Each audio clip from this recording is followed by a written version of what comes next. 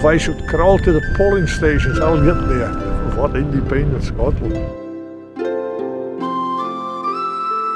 The islands were given to Scotland as a wedding gift, and I wonder if some people would rather prefer to be given back to Norway. I think the biggest problem with these islands is that they belong to the UK at all. It would have been much better if we'd still been part of Norway, I think. We've had far more association with Norwegians than people from the south end of this country.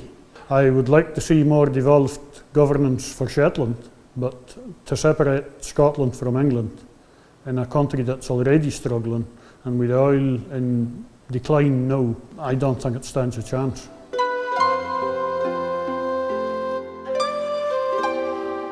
Well, there's about 700 people on the island at the moment.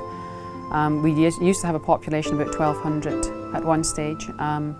We had RAF base that was open and the airport was open, which provided a lot of jobs, and we had extra personnel on the island. And both of them are closed now, so it's just local people and anybody who's decided to come and live up here on the islands, which there is quite a few people that does come.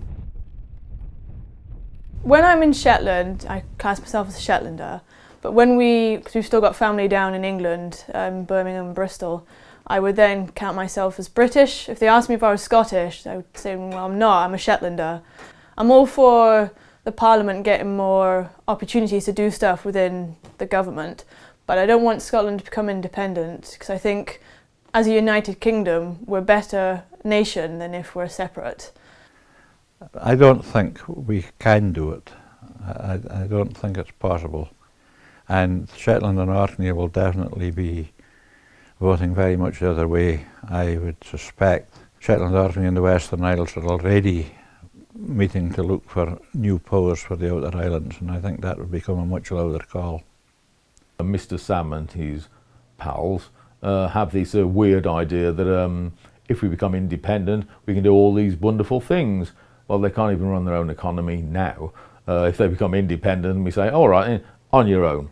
And then when Scotland's disintegrated, we'll come and pick up the pieces after a few months, I suppose.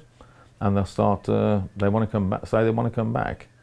No, I think independence is a remarkably silly way to go. There's just no point to it and there's no reason for it.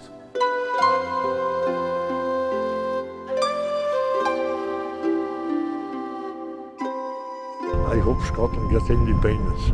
If I should crawl to the polling stations, I'll get there. What independent Scotland? Bloody right, I'll be sitting home.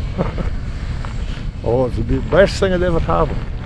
The best thing that ever happened to Scotland gets its independence. There's no question of that. Scotland would have its own say on its future, and the prospects of Scotland would be a lot better. Scotland would probably make a lot more money off oil revenue and gas.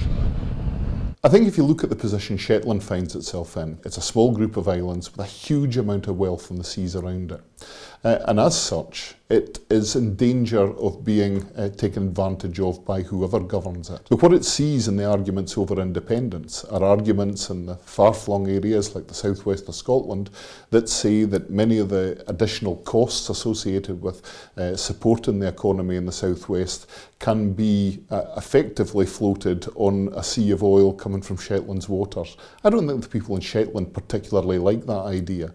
And quite often I've heard when the call of it's Scotland's oil goes up, there's someone from Shetland willing to say, no, it's Shetland's oil in many cases.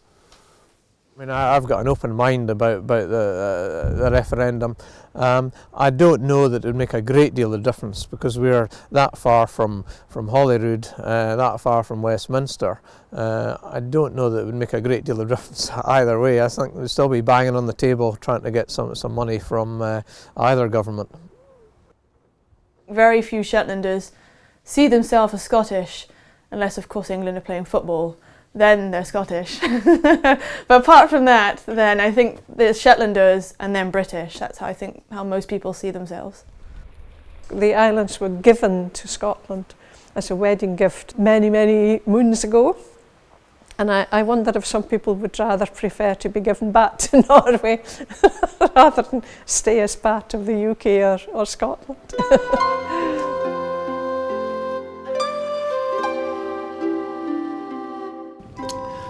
I didn't see many benefits to independence. We're a long way away from Edinburgh here.